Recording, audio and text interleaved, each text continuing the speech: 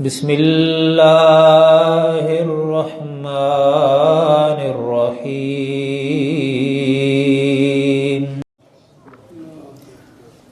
یہ اللہ رب العزت نے انعام عطا کیا ہے، اور یہیں پہ بس نہیں، ایک روایت میں اس سے بڑھ کے نبی صلی اللہ علیہ وسلم نے فرمایا۔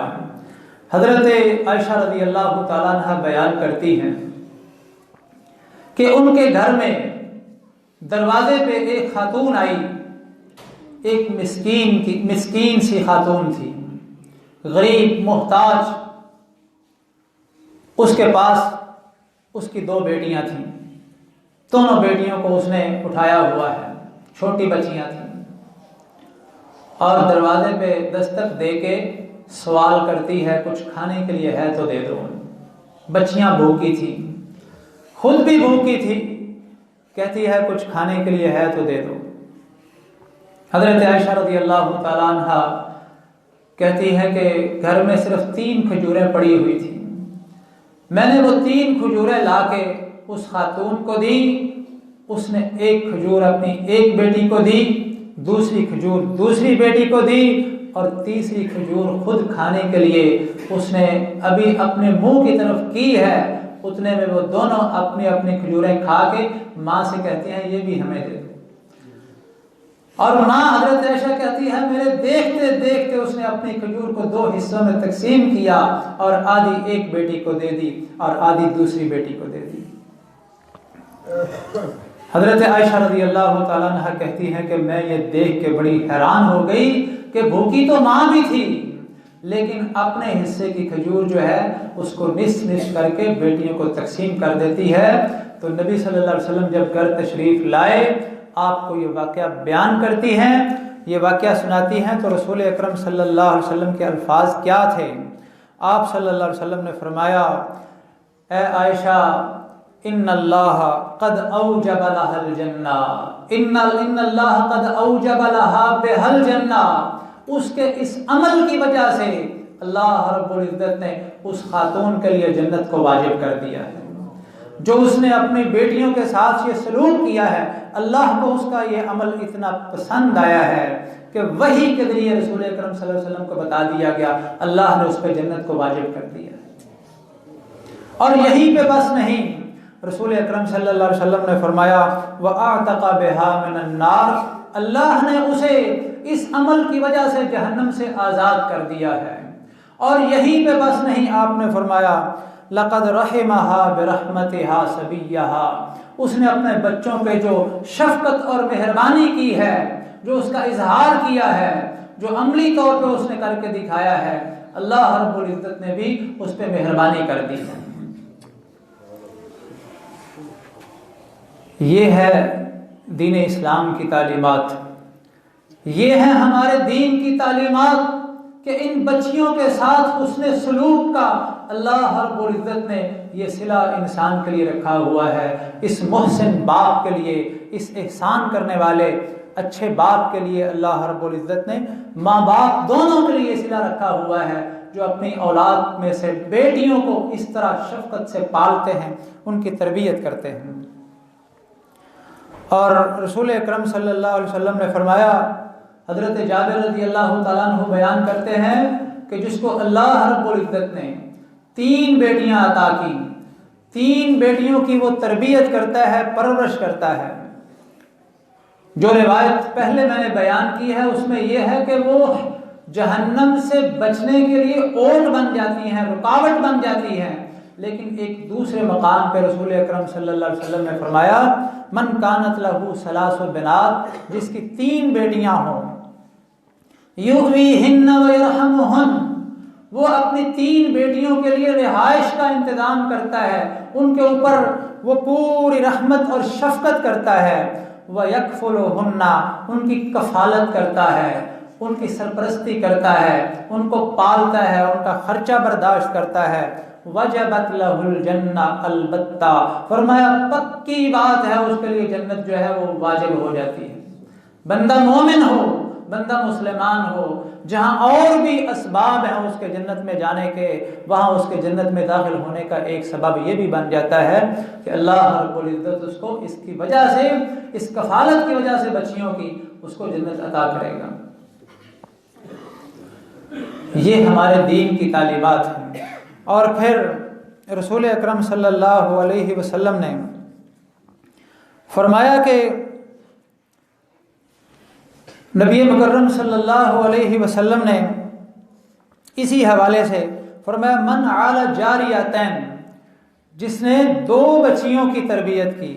اب ایک روایت میں 3 کے الفاظ ہیں اور اس روایت میں ہے جس کی 2 بیٹیاں ہوں اور 2 بیٹیوں کی وہ کفالت کرے، ان کی تربیت کرے، ان کی سرپرستی کرے۔ تو آپ نے فرمایا حتی تبلغا، وہ بالغ ہو جائیں، جوان ہو جائیں، اور ان کی شادی کرتا ہے، ان کے سارے اخراجات، ان کے خرچے برداشت کرتا ہے۔ تو آپ نے فرمایا جاء یوم القیامت انا وہو وضم اصابعہ، آپ نے اپنی انگلیوں کو اس طرح جوڑ کے فرمایا جیسے یہ 2 انگلیاں جڑی ہوئی ہیں، قیامت کے دن جنت میں وہ میرے ساتھ اس طرح ہوگا، وہ میرے ساتھ رہے گا، اس کو میرا ساتھ نصیب ہوگا۔ اللہ رب العزت نے اتنا بڑا انعام صرف جنت ہی نہیں، جنت میں محمد رسول اللہ صلی اللہ علیہ وسلم کا ساتھ عطا کرنا ہے ایسے مومن مسلمان کو، محسن کو، جو اپنی بچیوں کے ساتھ یہ احسان کرتا ہے، یہ اچھا سلوک کرتا ہے۔ اتنی عمدہ تعلیمات ہمارے دین کی، اتنی اچھی تعلیمات، لیکن ہم مسلمان اپنے دین کی تعلیمات سے اتنے غافل۔ وہی کام جو زمانہ جاہلیت کے لوگ کرتے تھے، وہی آج اس دین کو اپنانے والا کرے تو اس سے بڑھ کے بد نصیب کون ہو سکتا ہے؟ جو واقعہ آج سے 3-4 دن پہلے ہوا ہے، اللہ گواہ ہے اس بات کا کہ اس واقعہ کو دیکھ کے دل پھٹ رہا ہے، دل غم زدہ ہے کہ ایک کلمہ پڑھنے والا مسلمان نوجوان، آپ کے ملک کا، پاکستان کا باشندہ، اپنی بیٹی کو، 7 دن کی بیٹی کو صرف اس لیے قتل کرتا ہے کہ میرے ہاں پہلے نمبر پہ جو بچہ ہوا ہے وہ بیٹی کیوں ہوئی ہے، میں نے تو بیٹا لینا تھا۔ اللہ رب العزت کے اختیارات میں کوئی کسی کے پاس اختیار ہے؟ یہ تو اللہ کا اختیار تھا۔ تجھے اس بات کی بھی سمجھ نہ آئی، کیا تیری بیوی کے پاس یہ اختیار تھا کہ وہ بیٹا پیدا کرتی؟ یہ تو اختیار اللہ کے پاس ہے۔ وہ دن جو اس کی خوشی کا دن تھا، 7واں دن عقیقے کا دن تھا، تجھے خوشی منانی چاہیے تھی کہ اللہ نے تجھے نعمت دی، اللہ نے تیرے اوپر کرم کیا، احسان کیا۔ اور جن کو نہیں ملی اولاد وہ ترستے ہیں ہمیں بیٹی ہی مل جائے، کچھ تو ہماری گود ہری ہو جائے، وہ تو بیٹیوں کے لیے ترستے ہیں۔ تجھے اللہ نے بیٹی عطا کی، تو نے اس وجہ سے اس کو قتل کر دیا کہ مجھے اللہ نے پہلی دفعہ بیٹی کیوں عطا کر دی ہے، کہ اللہ کے ساتھ مقابلہ کر رہا ہے۔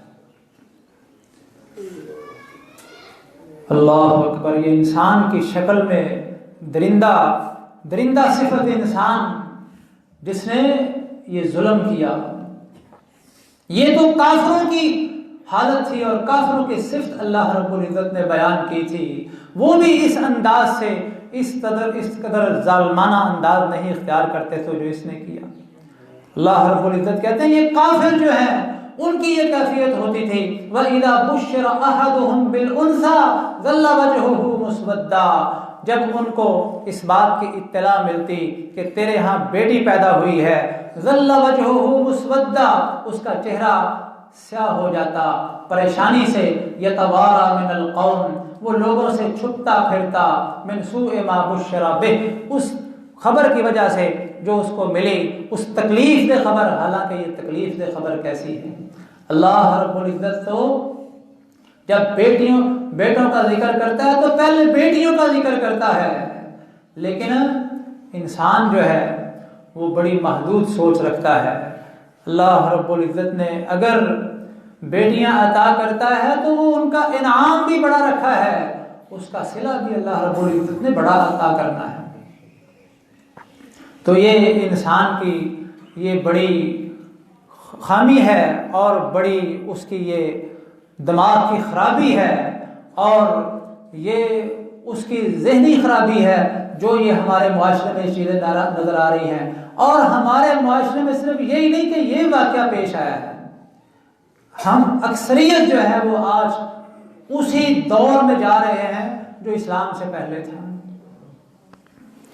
ہمارے ہاں کیا ایسا نہیں ہوتا کہ جب بیٹا پیدا ہو تو مبارک دی جاتی ہے اور بڑی خوشیاں کی جاتی ہیں، مٹھائیاں بانٹی جاتی ہے اور فوراً سارے رشتہ داروں کو اطلاع دی جاتی ہے اور گھر میں پورے خاندان میں خوشی ہوتی ہے، لیکن جب بیٹی پیدا ہوتی ہے تو کئی دن بعد جا کے پتہ چلتا ہے کہ اس کے گھر میں بیٹی ہوئی ہے۔ ہمارے ہاں ایسا ہوتا ہے، بیٹا پیدا ہو تو بڑی خوشیاں کی جاتی ہیں، بیٹی پیدا ہو تو خاموشی اختیار کر لی جاتی ہے۔ کیا یہ وہی سوچ نہیں ہے جو زمانہ جاہلیت کی؟ امام احمد بن حنبل رحمہ اللہ کے بارے میں لکھا ہے کہ ان کے ہاں بیٹی پیدا ہوئی تو انہوں نے بڑی خوشی کا اظہار کیا اور ساتھ ہی کہتے ہیں میں خوش نصیب ہوں، مجھے اللہ نے بیٹی عطا کی ہے، اس لیے کہ فرمایا امام احمد بن حنبل رحمہ اللہ کے الفاظ جو ہیں وہ یہ ہیں کہ الانبیاء آباء البنات، انبیاء بھی بچیوں کے باپ تھے۔ اللہ رب العزت نے کئی پیغمبروں کو صرف بیٹیاں ہی عطا کی تھیں۔ حضرت شعیب علیہ السلام کی صرف بیٹیاں تھیں، لوط علیہ السلام کی صرف بیٹیاں تھیں، بیٹا نہیں تھا۔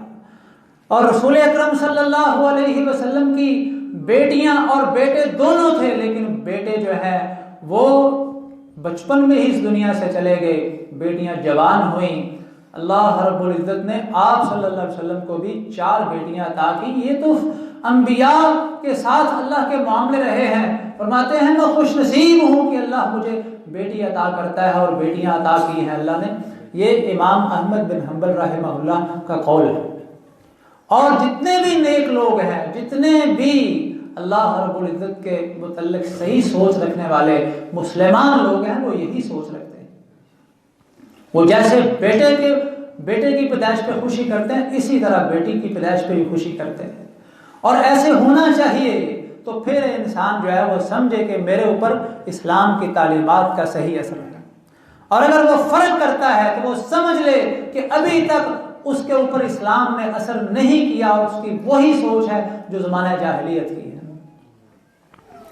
اور ایک امام جو ہے ان کا یہ امام ابن قیم رحمہ اللہ کا ہی یہ قول ہے، وہ فرماتے ہیں کہ لا ينبغي للرجل ان يهنئ بالابن، کسی انسان کو یہ زیب نہیں دیتا، اس کے لیے جائز نہیں، مناسب نہیں کہ وہ بیٹا ہو تو مبارکباد دے اور لوگوں کو جو ہے وہ خواہش رکھے کہ مجھے مبارک دی جائے۔